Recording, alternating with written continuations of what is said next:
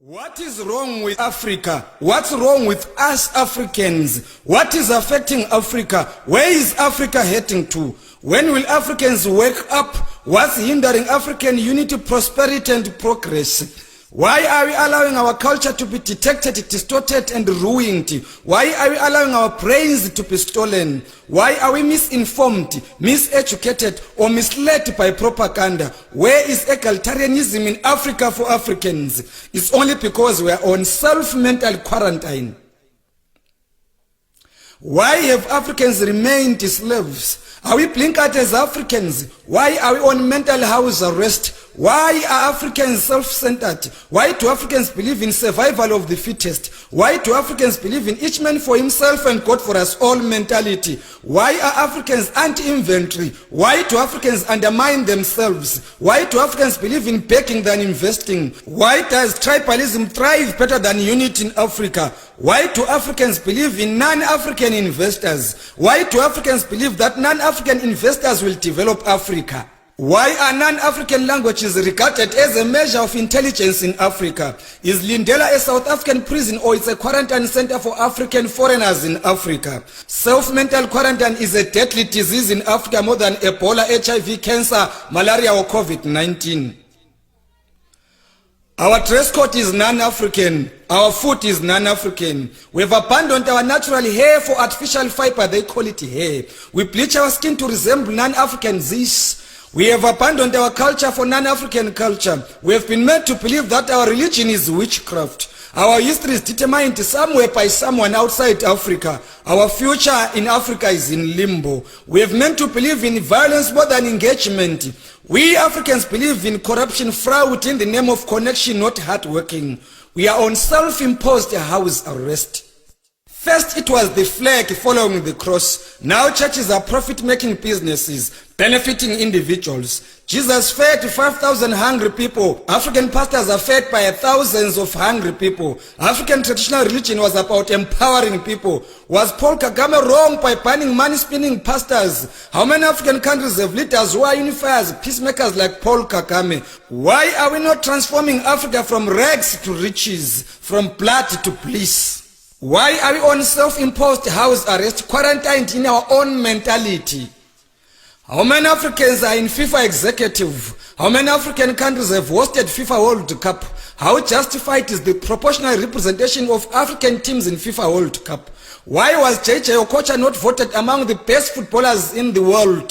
Why was Didier Drogba denied FIFA Ballon d'Or gong? Didn't Samuel Eto'o deserve to be an outstanding winner of FIFA Ballon d'Or? Why are South Africa's Benny McCarthy and Quinton Fortune not honored in South Africa for their Champions League triumph? Why is Peter Nsukuzonke Ndlovu not honored in Zimbabwe and Africa at large for his EPL record? What failed Sadio Mane to win FIFA Best Footballer Award after winning Champions League, UEFA Super Cup and Club World Cup?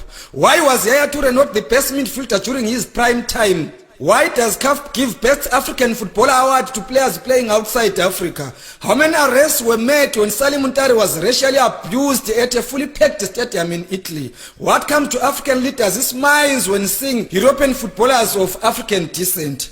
Are we really good for nothing as Africans? Are we on self-imposed house arrest?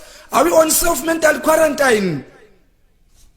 Why are Africans indebted to their former colonial masters? Why are Africans depositing revenues to their former colonial masters? Why do you compensate colonizers for their land they looted from us? When will Africa's looted resources be compensated?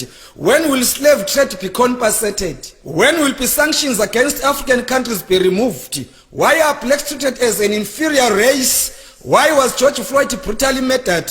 How many blacks have been racially and brutally murdered? We fought for independence, but we remain politically, economically, religiously, educational and spiritually slaves. Oh, Africa, my beautiful motherland.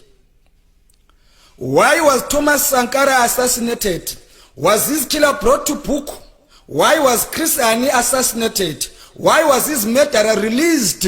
When will Kwame Nkrumah's United Africa idea be accomplished? When will Nelson Mandela's vision of freedom and better life for all come to effect? Why are African leaders not taking Professor Lumumba's ideas into consideration? Why was Dr. Arikana Chikombori axed from United Nations? How lucky will Africa if we get unifying peacemaking leaders? Where did HIV come from? Where did COVID-19 come from? Why are traditional healers' prescription not respected?